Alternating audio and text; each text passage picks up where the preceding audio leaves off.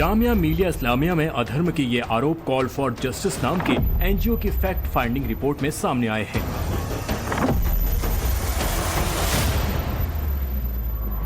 यह रिपोर्ट 62 पन्नों की है, जिसे दिल्ली हाई कोर्ट के पूर्व न्यायाधीश जस्टिस रिटायर्ड एसएन ढींगरा के नेतृत्व में तैयार किया गया है। दिल्ली के पूर्व पुलिस कमिश्नर एसएन श्रीवास्तव और किरोड़ीमल कॉलेज के असिस्टेंट प्रोफेसर नदीम अहमद जैसे प्रतिष्ठित लोगों ने ये फैक्ट फाइंडिंग रिपोर्ट दी है। इसमें शिक्षक, छात्र और नॉन टीचिंग स्टाफ के 27 गवाहों की गवाही शामिल है, जिन्होंने जामिया के भीतर गैर मुस्लिमों से भेदभाव, धर्मांतरण और धमकाने की गंभीर कहानियां सुनाई है। गवाहों की पहचान छिपाने के लिए इस फैक्ट फाइंडिंग रिपोर्ट में उन्हें CW1, CW2, CW3 जैसे संबोधनों से पुकारा गया है। गवाहों ने भेदभाव और बढ़ जाने और जान के खतरे का अंदेशा जताकर फैक्ट फाइंडिंग कमेटी से उनकी पहचान उजागर न करने का अनुरोध किया था। फैक्ट फाइंडिंग कमेटी को गवाह CW1, जो कि एक असिस्टेंट प्रोफेसर हैं, उन्होंने बताया कि उन्हें इस्लाम अपनाने के लिए दबाव डाला गया। उन्होंने कहा कि धर्मांतरण के इनकार पर उन्हें प्रमोशन नहीं दिया गया। CW1 के मुताबिक उनकी PhD थीसिस को सिलेक्शन कमेटी के पास भेजने को लेकर एक मुस्लिम क्लर्क ने अभद्रता और आनाकानी की। जब CW1 ने रजिस्ट्रार नाजिम हुसैन जाफरी से क्लर्क की शिकायत की तो उन्होंने ध्यान नहीं दिया और कुलपति से मिलकर CW1 को शिकायत का मौका नहीं दिया गया। CW1 की PhD पूरी होने के बावजूद उन्हें प्रमोशन नहीं दिया गया क्योंकि वो गैर मुस्लिम थी। CW1 ने गवाही में कहा कि जामिया में सभी को पता है कि मैं अपने पति से अलग रहती हूँ। इसके बाद मुझसे कहा गया कि मैं इस्लाम अपनाऊं। जब मैंने मना किया तो मेरा करियर बर्बाद करने की धमकी दी गई। यहाँ तक कि मुझे बताया गया कि मुस्लिम प्रोफेसर की मिस्ट्रेस बन जाओ।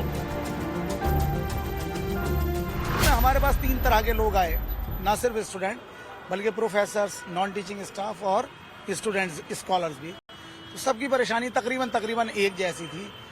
फीमेल स्टाफ था, उसने ये बताया कि हमें प्रताड़ित करने की कोशिश की जाती थी हमारे सहपाठियों के जरिए। और जो नॉन टीचिंग या टीचिंग स्टाफ था तो उसने अपनी अलग तरह की परेशानी बताई कि हमसे ज़्यादा काम करवाया जा रहा था, हमें इज्जत नहीं मिलती थी और हमारी किसी शिकायत के ऊपर कोई एक्शन नहीं लिया जाता था या हमें धर्मांतरण करने के लिए भी बाध्य किया जाता था। CW2 भी एक टीचिंग स्टाफ है। वो दलित समुदाय से है। उन्होंने बताया कि उन्हें न केवल धार्मिक बल्कि जातिगत आधार पर भी भेदभाव झेलना पड़ा। CW2 की गवाही के मुताबिक उन्हें अपना कैबिन पाने के लिए मशक्कत करनी पड़ी। उन्हें काफिर कहकर अपमानित किया गया।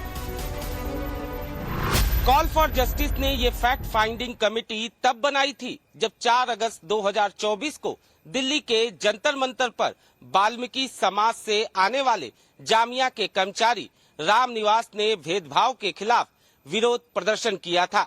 शायद कॉल फॉर जस्टिस को भी अंदेशा नहीं रहा होगा कि जामिया में इतने बड़े पैमाने पर गैर मुस्लिमों से हर स्तर पर भेदभाव के गंभीर आरोप लग सकते हैं। CW3 एक महिला प्रोफेसर ने दावा किया कि उन्हें धर्म परिवर्तन न करने पर एक मुस्लिम प्रोफेसर ने एसिड अटैक, हत्या और रेप की धमकी दी। CW3 की गवाही के मुताबिक वो नेट और GRF क्वालिफाइड थी, फिर भी उनके करियर में अड़चने डालने की कोशिश हुई। दावों के मुताबिक जब तक वो शादीशुदा नहीं थी तब तक उन्हें इस्लाम कबूल करने का दबाव डाला जाता रहा और उनकी शादी के बाद गर्भवती होने के दौरान उनके साथ अच्छा बर्ताव नहीं हुआ। शादी के 2 वर्ष के बाद CW3 के पति की मृत्यु हो गई तो उन्हें एक बार फिर मुसलमान बनने का दबाव डाला गया। हिंदू धर्म और संस्कृति को हमेशा भला बुरा कहा जाता था। जामिया मिलिया इस्लामिया में गैर मुस्लिमों के साथ भेदभाव किया जाता है। वहाँ गैर मुस्लिमों को धर्मांतरण के लिए मजबूर किया जाता है। यह सिद्ध होता है कि सरकार द्वारा वित्त पोषित जामिया मिलिया इस्लामिया में जिस तरह से इस्लामिक कट्टर संस्थाएं काम कर रही हैं वह अत्यंत घातक है, इस देश के संविधान के खिलाफ है और इस देश के संविधान की आत्मा को कुचलने वाला है। ऐसे जिम्मेदार लोगों के खिलाफ कठोर से कठोर कार्रवाई किया जाना अत्यंत आवश्यक है। एनजीओ की फैक्ट फाइंडिंग रिपोर्ट के अनुसार गैर मुस्लिम टीचिंग, नॉन टीचिंग स्टाफ और छात्रों को शैक्षणिक और व्यक्तिगत दोनों स्तरों पर प्रताड़ित किया गया। गवाह CW10 एक पूर्व छात्र है। उन्होंने दावा किया कि उनके पहनावे और कलावा पहनने को लेकर उनका मजाक बनाया जाता था। उन्हें गौमूत्र पीने वाला बताकर टारगेट किया जाता था। यही नहीं, होली दिवाली त्योहारों पर हिंदू छात्र निशाना बनते थे। निश्चित ही अगर किसी लालच दिया जा रहा है और जबरदस्ती की जा रही है तो मैं उसकी भर्त्सना करना चाहूँगा। भेदभाव की खबर भी आ रही थी कि जो गैर मुस्लिम जो टीचर हैं वहाँ पे स्टूडेंट्स हैं, भेदभाव भी हो रहा है। ये जामिया से खबर किसी भी प्रकार का कोई भेदभाव किसी भी वर्ग के साथ कांग्रेस बर्दाश्त नहीं करेगी। हमारे संज्ञान में जो बातें आएंगी हम उसको प्रमुखता के साथ उठाने का काम करेंगे। रिपोर्ट्स में दी गई गवाहियों के मुताबिक जामिया में CAA विरोध प्रदर्शन के दौरान कट्टरपंथी संगठन सक्रिय थे। CW18 जो जामिया के एक छात्र हैं, उन्होंने बताया कि एक प्रोफेसर ने जय श्री राम के नारे को आतंकी नारा कहा। क्लास में कहा गया जय श्री राम बोलना आतंकी नारा है। यही नहीं, रिपोर्ट्स के मुताबिक जामिया में जो मुस्लिम भी कैंपस में चल रही कट्टरपंथी गतिविधियों में शामिल नहीं हैं, उन्हें भी प्रताड़ना झेलनी पड़ी। CW17 एक मुस्लिम कर्मचारी है। उनके मुताबिक हिंदू त्योहारों जैसे होली दिवाली में अगर वो शामिल होते तो उनसे कहा जाता था कि कुफ्र मत करो। CW6 एक प्रशासनिक स्टाफ है। उनकी गवाही के मुताबिक 2011 के बाद ये रूल बना दिया गया कि सभी छात्रों को उर्दू की परीक्षा पास करनी है। अधिकतर हिंदू छात्र जब ये परीक्षा पास नहीं कर पाते तो उन्हें इस्लाम कबूल करने को कहा जाता था। ये बहुत ही हास्यास्पद है कि देश की राजधानी दिल्ली में एक यूनिवर्सिटी में एजुकेशन एक्सीलेंस को पे ध्यान न देकर के कन्वर्जन कराया जाता है। ये तो हम जानते ही हैं कि इनका हमेशा से चेष्टा रहती है कि उनका ही धर्म सबसे ऊपर है और कोई धर्म ऐसा और कोई धर्म ना रहे, उनका ही धर्म रहे, इस प्रकार की चेष्टा है। तो मैं रिकमेंड करता हूं कि इस पे सरकार इस पे कठोर कदम उठाए।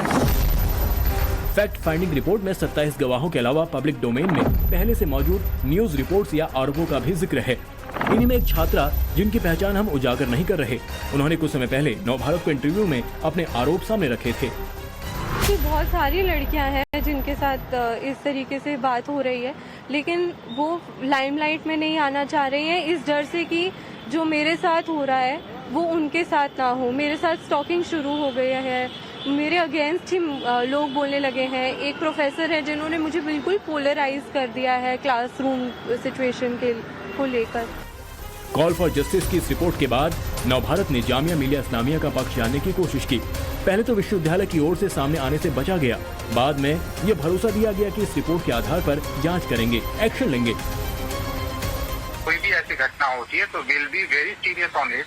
और अगर कोई अभी एज ऑफ नाउ कोई पुराना कोई भी इंसिडेंट को भी एविडेंस के साथ प्रॉपर कॉन्टेक्स्ट के साथ हम लोग को बताएगा तो definitely whatever existing ordinance and statutes are there in the university, accordingly we'll pursue the case। और ऐसी कोई भी घटना ना हो इसके लिए बिल्कुल श्योरिटी की कमिटमेंट है।